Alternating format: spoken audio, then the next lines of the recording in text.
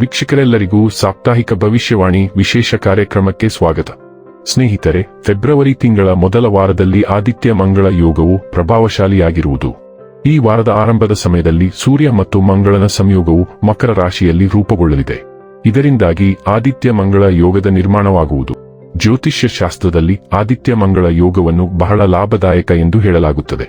ಶಾಸ್ತ್ರದಲ್ಲಿ ಹೇಳುವ ಪ್ರಕಾರ ಆದಿತ್ಯ ಮಂಗಳ ಯೋಗವು ಬಹಳ ಪ್ರಭಾವಶಾಲಿಯಾಗಿರುವುದು. ಈ ಯೋಗವು ವ್ಯಕ್ತಿಗೆ ಗೌರವ, ಖ್ಯಾತಿಯೊಂದಿಗೆ ದೊಡ್ಡ ಯಶಸ್ಸು ಮತ್ತು ಸಾಹಸವನ್ನು ಮಾಡುವಂತೆ ಪ್ರೇರೇಪಿಸುವುದು. ಗ್ರಹಗಳ ಶುಭ ಸಂಯೋಗದಿಂದಾಗಿ ಫೆಬ್ರವರಿ ತಿಂಗಳ ಮೊದಲ ವಾರದಲ್ಲಿ 5 ರಾಶಿಗೆ ಸೇರಿದ ಜನರಿಗೆ ಲಾಭ ದೊರಕುವುದರೊಂದಿಗೆ ಹೊಸ ಅವಕಾಶಗಳ ಪ್ರಾಪ್ತಿಯೂ ಕೂಡ ಆಗುವುದು. ಜೊತೆಗೆ ಜೀವನದಲ್ಲಿ ಸುಖ ಸಮೃದ್ಧಿ ನೆಲೆಸುವುದು. ಹಾಗೆ ದೊಡ್ಡ ಪ್ರಯೋಜನಗಳನ್ನು ಈ ಅವಧಿಯಲ್ಲಿ ಹೊಂದುವಿರಿ. ಈ ಸಂದರ್ಭದಲ್ಲಿ ನಿಮಗೆ ಶುಭ ಸಮಾಚಾರವನ್ನು ಕೇಳುವ ಅವಕಾಶವನ್ನು ಲಭಿಸಲಿದೆ. ಫೆಬ್ರವರಿ 2 ರಿಂದ ಫೆಬ್ರವರಿ 8 ರವರೆಗಿನ ಸಿಂಹ ರಾಶಿಯವರ ಭವಿಷ್ಯವನ್ನು ತಿಳಿದುಕೊಳ್ಳೋಣ. ಈ ವಾರ ಸಿಂಹ ರಾಶಿಯವರ ಫಲಾಫಲಗಳೇನು? ಗ್ರಹಗತಿಗಳು ಹೇಗಿರಲಿವೆ? ಕೌಟುಂಬಿಕ, ಸಾಮಾಜಿಕ ಜೀವನ ಹಾಗೂ ವ್ಯಾಪಾರ ವಹಿವಾಟು ಹೇಗೆ ನಡೆಯಲಿದೆ? ಅಲ್ಲದೆ ಯಾವೆಲ್ಲ ಸಮಸ್ಯೆಗಳು ನಿಮ್ಮನ್ನು ಈ ಸಾಪ್ತಾಹಿಕದಲ್ಲಿ ಕಾಡಲಿವೆ, ಅವುಗಳಿಗೆ ಪರಿಹಾರಗಳೇನು ಎಂಬುದನ್ನು ತಿಳಿಯಲು ಈ ವಿಡಿಯೋವನ್ನು ಸಂಪೂರ್ಣವಾಗಿ ವೀಕ್ಷಿಸಿ. ನೀವಿನ್ನೂ ನಮ್ಮ ಚಾನೆಲ್ ಸಬ್ಸ್ಕ್ರೈಬ್ ಮಾಡದೇ ಇದ್ದರೆ ಕೂಡಲೇ ನಮ್ಮ ಚಾನೆಲ್ ಸಬ್ಸ್ಕ್ರೈಬ್ ಮಾಡಿ. ಹೆಚ್ಚಿನ ವಿಡಿಯೋ ಅಪ್ಡೇಟ್ಗಾಗಿ ಪಕ್ಕದ ಬೆಲ್ ಐಕಾನ್ ಬಟನ್ ಕ್ಲಿಕ್ ಮಾಡಿ. ಸ್ನೇಹಿತರೆ, ಚಂದ್ರ ರಾಶಿಗೆ ಹೋಲಿಸಿದರೆ ರಾಹು 7ನೇ ಮನೆಯಲ್ಲಿರುವುದರಿಂದ ನಿಮ್ಮ ಮೂಲಕ ಹೆಚ್ಚು ಕೊಬ್ಬಿನ ಆಹಾರವನ್ನು ತಪ್ಪಿಸುವುದು ಮತ್ತು ನಿಮ್ಮ ಸಮತೋಲಿತ ದಿನಚರಿಯ ಪರಿಣಾಮವು ಈ ವಾರ ನಿಮ್ಮ ಆರೋಗ್ಯದ ಮೇಲೆ ಸಕಾರಾತ್ಮಕವಾಗಿ ಬೀರುವುದನ್ನು ಕಾಣಲಾಗುತ್ತದೆ ಮತ್ತು ಇದು ನಿಮ್ಮ ಸ್ಥೂಲಕಾಯತೆಯನ್ನು ಕಡಿಮೆ ಮಾಡುತ್ತದೆ ಎಂದು ನಿಮ್ಮ ರಾಶಿ ಭವಿಷ್ಯ ಸೂಚಿಸುತ್ತದೆ. ಚಂದ್ರ ರಾಶಿಗೆ ಹೋಲಿಸಿದರೆ ಕೇತು ಮೊದಲ ಮನೆಯಲ್ಲಿರುವುದರಿಂದ ಈ ವಾರ ನೀವು ನಿಮ್ಮ ಕುಟುಂಬದಲ್ಲಿನ ಸದಸ್ಯರೊಬ್ಬರ ಆರೋಗ್ಯಕ್ಕಾಗಿ ಸಾಕಷ್ಟು ಹಣವನ್ನು ಖರ್ಚು ಮಾಡಬೇಕಾಗಬಹುದು. ಇದು ನಿಮ್ಮ ಆರ್ಥಿಕ ಪರಿಸ್ಥಿತಿಯನ್ನು ಇನ್ನಷ್ಟು ಹದಗೆಡಿಸುತ್ತದೆ.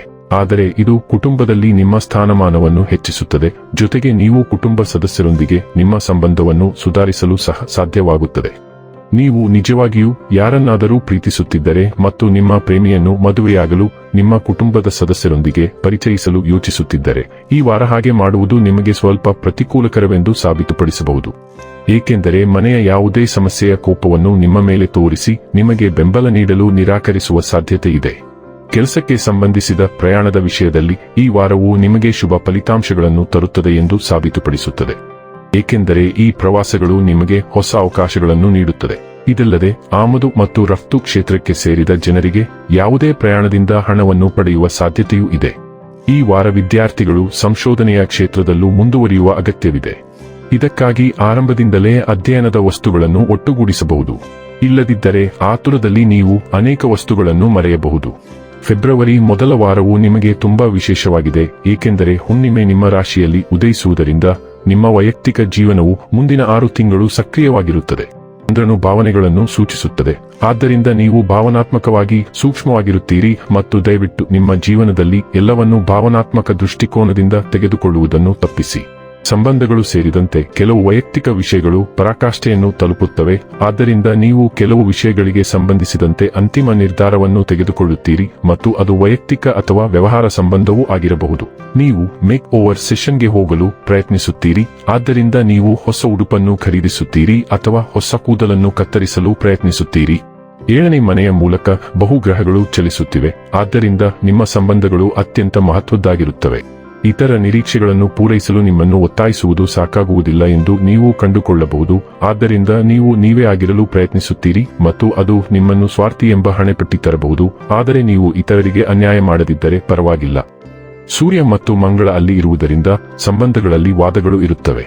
ಆದಾಗ್ಯೂ ಬುಧ ಮತ್ತು ಶುಕ್ರ ಕೂಡ ಇಲ್ಲಿರುವುದು ಸಾಮಾಜಿಕ ಕೂಟಗಳು, ವಿಶೇಷ ವ್ಯಕ್ತಿಯನ್ನು ಭೇಟಿ ಮಾಡುವ ಅವಕಾಶಗಳು ಮತ್ತು ಹೊಸ ವ್ಯವಹಾರ ಒಪ್ಪಂದಗಳನ್ನು ಸಹ ತರುತ್ತದೆ. ಈ ವಾರ ಬುಧನು ತನ್ನ ದುರ್ಬಲ ರಾಶಿ ಮೀನ ರಾಶಿಗೆ ಹೋಗುತ್ತಾನೆ ಮತ್ತು ಇದು ಕೆಲವು ಆರ್ಥಿಕ ಸಮಸ್ಯೆಗಳನ್ನು ಸಹ ತರುತ್ತದೆ, ಏಕೆಂದರೆ ಬುಧ 8ನೇ ಮನೆಯಲ್ಲಿರುತ್ತಾನೆ. ನಿಮ್ಮ ಹಣ, ಜಂಟಿ ಖಾತೆ, ಹಂಚಿಕೆಯ ಸಂಪನ್ಮೂಲಗಳು ಮತ್ತು ಕಾನೂನಿನ ಆಸ್ತಿಯ ಬಗ್ಗೆ ನೀವು ಸಾಕಷ್ಟು ಸಂಭಾಷಣೆ ನಡೆಸುತ್ತೀರಿ. ಬುಧ ದುರ್ಬಲನಾಗಿರುವುದರಿಂದ ಇಲ್ಲಿ ಕೆಲವು ವಾದಗಳು ಇರುತ್ತವೆ, ಆದರೆ ನೀವು ಸರಿಯಾದ ವಿಷಯಗಳನ್ನು ಸಂವಹನ ಮಾಡುತ್ತಿದ್ದೀರಿ ಎಂದು ಖಚಿತಪಡಿಸಿಕೊಳ್ಳಿ. ನೀವು ರಹಸ್ಯ ಸಂವಹನವನ್ನು ಹೊಂದಿರುತ್ತೀರಿ ಮತ್ತು ನಿಮ್ಮ ಸಂಗಾತಿಯ ಅಥವಾ ಕುಟುಂಬದ ಇತರ ಸದಸ್ಯರ ಅರಿವಿಲ್ಲದೆ ಖಾಸಗಿ ಹೂಡಿಕೆ ಆಯ್ಕೆಯನ್ನು ಪ್ರಾರಂಭಿಸಲು ಯೋಜಿಸುತ್ತೀರಿ. ಹಠಾತ್ ಹಣಕಾಸಿನ ಅಗತ್ಯಗಳು ಸಹ ಉದ್ಭವಿಸುತ್ತವೆ, ಆದ್ದರಿಂದ ನೀವು ಅದಕ್ಕೆ ಸಿದ್ಧರಾಗಿರಬೇಕು. ಇನ್ನು ಕೊನೆಯದಾಗಿ ಮಾಡಿಕೊಳ್ಳಬೇಕಾದ ಉಪಾಯಗಳ ಕುರಿತು ನೋಡುವುದಾದರೆ ಓಂ ಸೂರ್ಯಾಯ ನಮಃ ಎಂದು ಪ್ರತಿದಿನ ಜಪಿಸಿ. ವೀಕ್ಷಕರೇ, ಇದಾಗಿತ್ತು ಸಿಂಹ ರಾಶಿಯ ಜಾತಕದವರ ಫೆಬ್ರವರಿ 2 ರಿಂದ ಫೆಬ್ರವರಿ 8 ರವರೆಗಿನ ಫಲದ ಮಾಹಿತಿ ಇಷ್ಟವಾದರೆ ವಿಡಿಯೋವನ್ನು ಲೈಕ್ ಮತ್ತು ಶೇರ್ ಮಾಡಿ. ಹಾಗೆ ಚಾನೆಲ್ ಸಬ್ಸ್ಕ್ರೈಬ್ ಮಾಡುವುದರ ಜೊತೆಗೆ ನಿರಂತರ ವಿಡಿಯೋ ಅಪ್ಡೇಟ್ಸ್ಗಳಿಗಾಗಿ ಪಕ್ಕದ ಬೆಲ್ ಐಕಾನ್ ಕ್ಲಿಕ್ ಮಾಡಿ.